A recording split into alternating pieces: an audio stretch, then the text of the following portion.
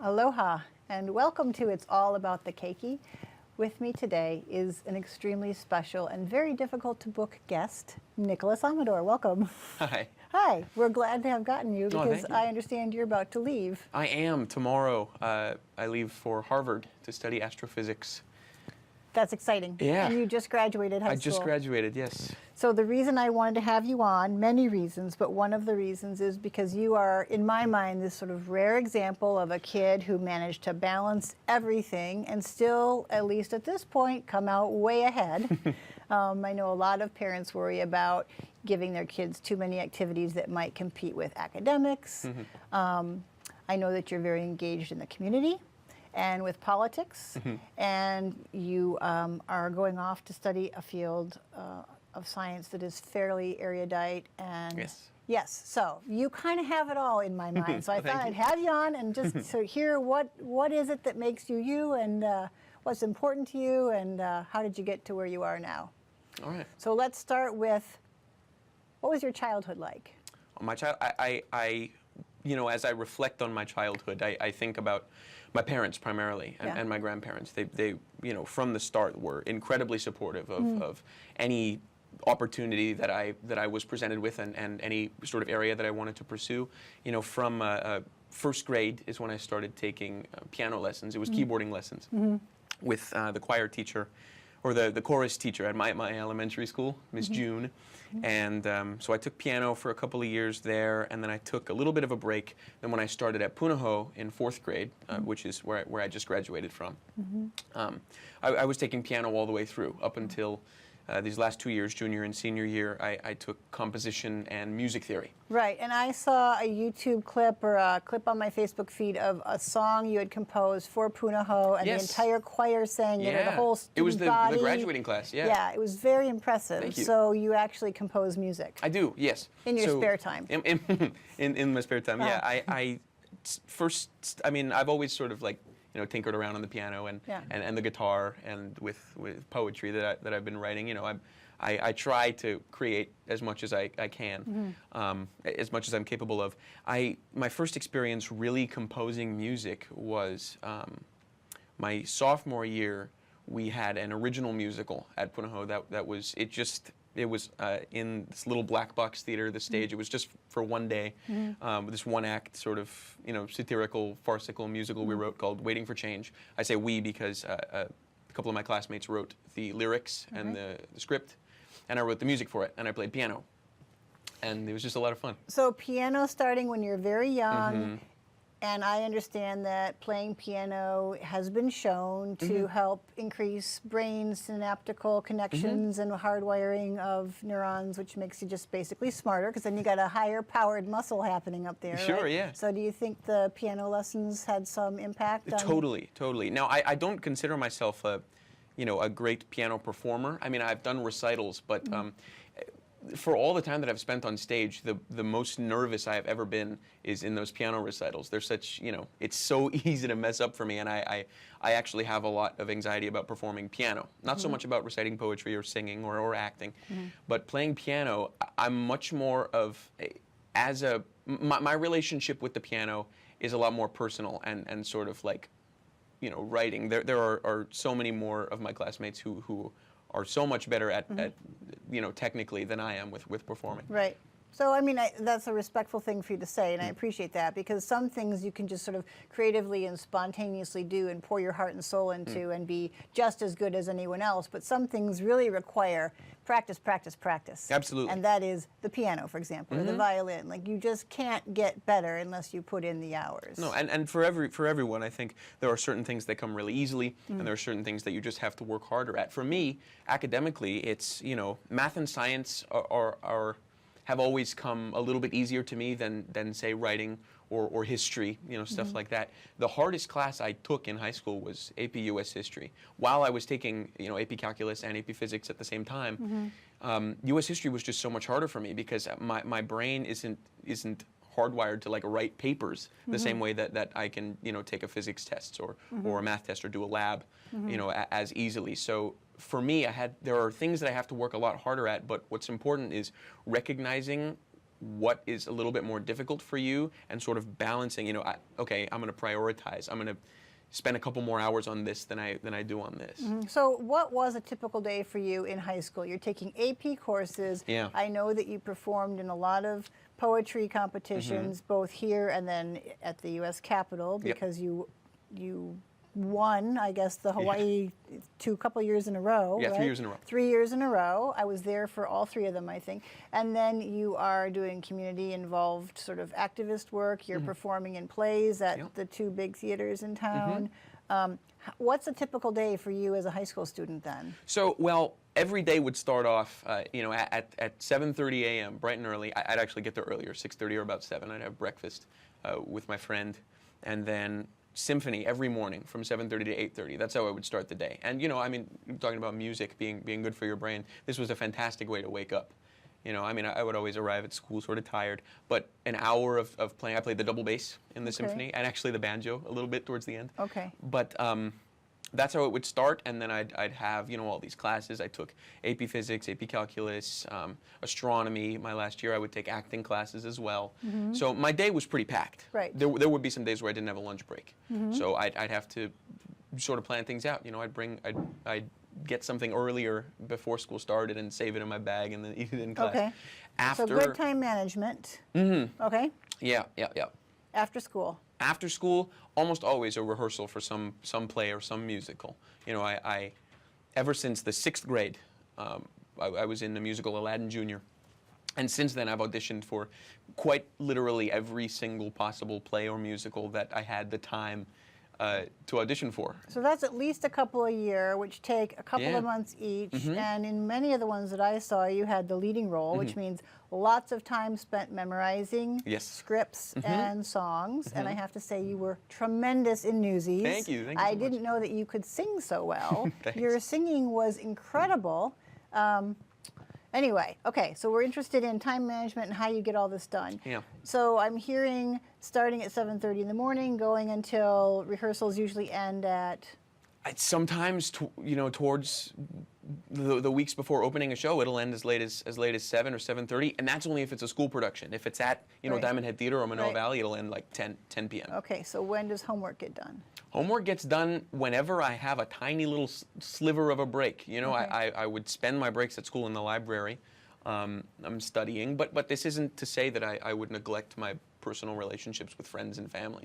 You know, I would sort of really, being in a show forces me to spend every free moment that I have, you know, being productive, doing something. I never wasted a moment. Okay. I don't have any regrets with my life so far in that regard. Okay, weekends? Weekends, I mean, yeah, I'd study, but I would, you know, read a book on the weekends or go running or hang out with friends. Okay. Yeah. What's your relationship with social media, texting, hanging out on Facebook, Snapchat, Twitter? You know, I spend more time on social media than I would like to. You know, that's something that I recognize I should probably, you know, take a step back from. And actually, in the months before, I think this was in 2015, the months before Star Wars Episode 7 came out, I was so worried about getting spoiled for the movie that I just stopped using the internet for a couple of months before the movie came out. Because this is, I mean, Star Wars is a big part of my life. You take it very seriously. Oh, I do. I get it. Yes. It's a matter of life or death. Thank you. Yes. Not knowing the ending is right. Okay. Yeah, and it was worth it. You know, I stepped back and I got to see the movie and I was genuinely surprised and I had a great time. But also, I sort of recognized my relationship with the internet doesn't have to be as huge as it is right now. And that's, you know, recently I've sort of stepped back and I still am, like I said, more involved than I would like. Right. But it's something that I'm definitely a lot more aware of, and had I not sort of done that, taken that hiatus, Okay. Yeah. What about bedtime?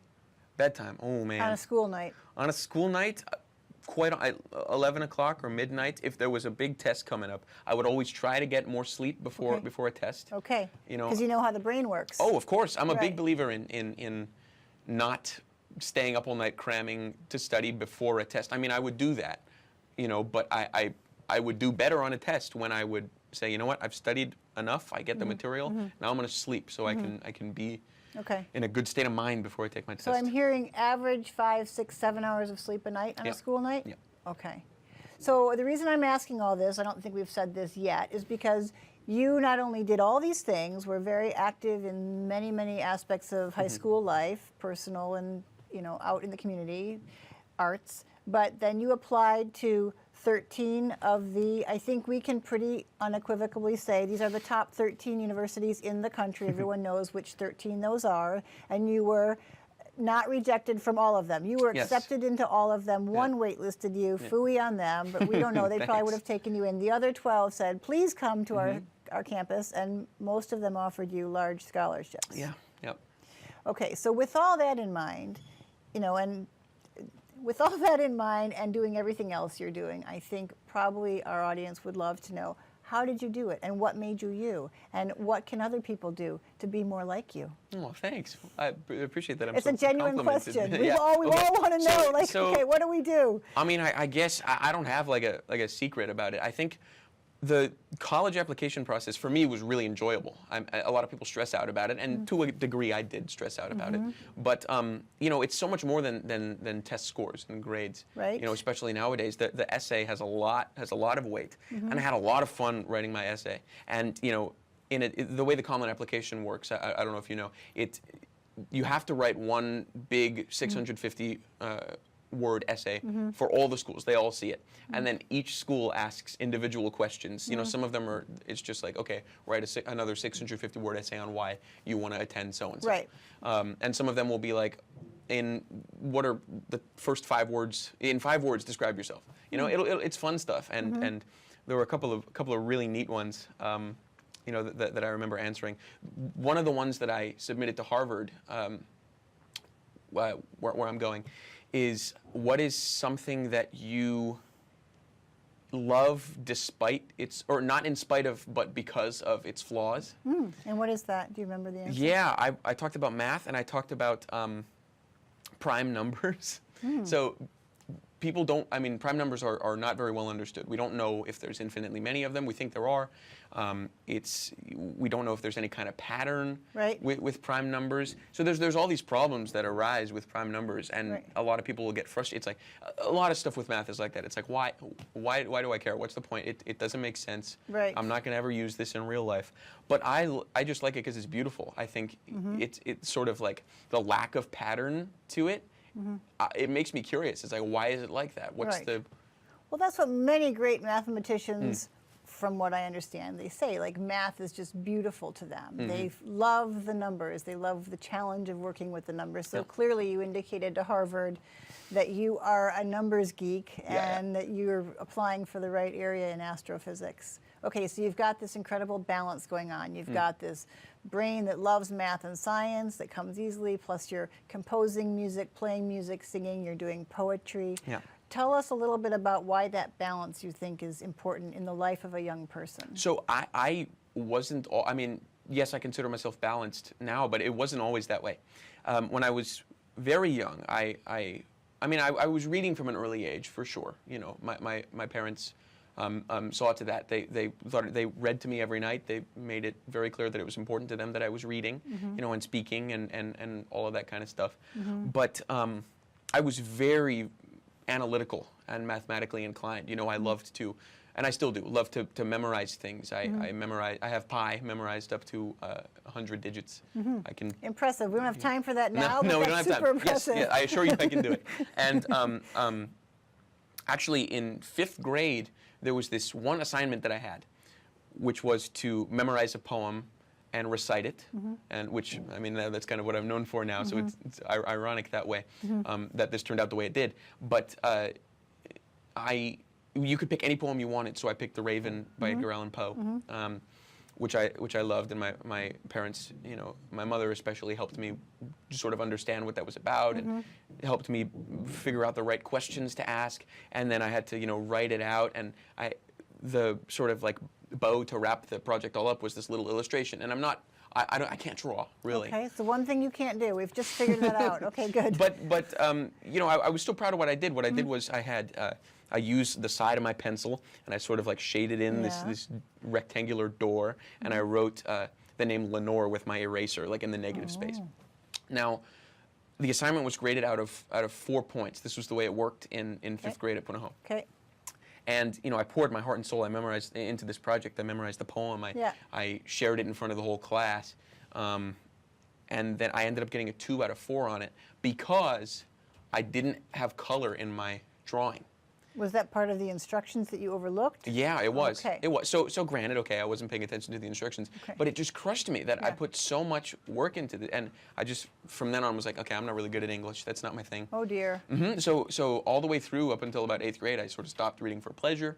I had this really negative attitude towards reading. I know it hurts. Yeah. So that kind of underscores the idea that every kid gets a trophy, which I'm a big, sort of not in agreement with that sort of every kid gets a trophy mentality. But you're sort of pointing out that if you don't give kids positive encouragement and positive reinforcement, you can turn them off for, Yeah, and I could. So, I mean, had I not had the English teacher in 8th grade that I had that turned me back on to literature, Kai Nelson, I would still be. I would probably still not be reading. Right. That would have been really sad for all of us who've enjoyed your poetry performances and your theatrical performances. Okay, so we are more than halfway through, and I'm nervous about not covering all of the topics I wanted to cover with you. So let's talk about, I know you're politically engaged. I know you've been active, at rallies and so on. To the extent that you're comfortable, let's talk politics. Let's do it. What are you jazzed up about?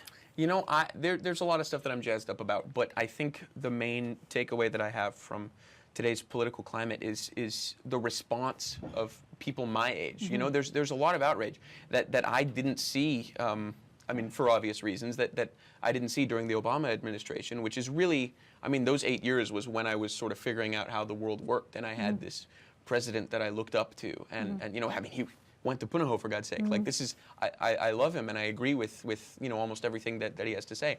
And now there is someone in that same position who I completely disagree with, and that actually, to me, makes it an exciting time to be becoming an adult and to be going out into the world. Lots of people my age are, I think, a lot more politically active than we would have been had there been another president that we agreed with. Now, I'm not, obviously I'm not saying it's a good thing that we... But you're pointing out, kind of like with the prime numbers, that you love it and you hate it. Like, like this is what gets you engaged, and maybe if you weren't concerned, you'd be a little more passive right now. Yes, exactly. Okay. And I have tried my best not to be passive, and going into the world, I'm going to voice my opinion about things.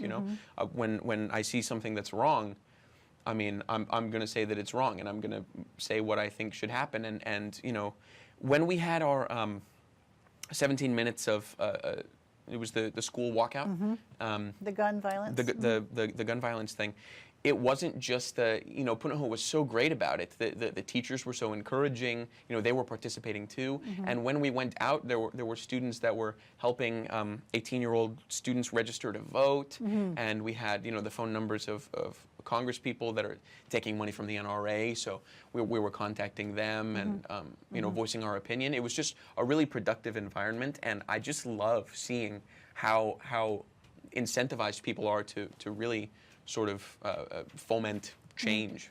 So do you feel like that's typical of your generation now? Yeah, I do. I really do. I honestly think, everyone even people I don't agree with who I've talked to, I was a recurring guest on a podcast that was student run, which was run by a friend of mine who is actually the president of the conservative club at Punahou, who I disagree with politically, but it was great to just sort of get our opinions out there about and more people than I realized listened to this podcast and had things to say and Isn't that one of the things that's really important now is that we stop focusing on the differences and we start focusing on what binds us as human beings. Exactly, and to treat one another with respect. That's something that it pains me to see how current executives and lawmakers, especially on the federal level, are just treating each other with complete disrespect, and Congress people refusing to do their jobs, and just actively lying, and it upsets me, frankly. But people my age, we recognize it, and even people younger than me, like, we know what's going on, and it's just a very important time to be the age that I'm at. Right. 18 is the beginning of it, right? Yeah. So now you can vote. Now I can vote. I just voted. Yeah. Congratulations. Thank you. Thank you. It was Very good. exciting. I didn't hear what our polls were this year in terms of turnout at the primaries, but hopefully our numbers are up, because I know they were really low for a while. Okay. So you're going to study astrophysics, which most people probably don't understand, but you're going to give us the 60-second thumbnail for idiots. What is astrophysics, and why does it excite you so much? It is the marriage of physics, which is the study of movement and basically the entire world around us, and astronomy. So it's math and space stuff together, which two things I absolutely love. I would love ideally to have a career where I am able to sort of blend my interests in theater and performing and communicating with my analytical side. I like someone like Neil deGrasse Tyson or Carl Sagan. I'd love to be a science communicator.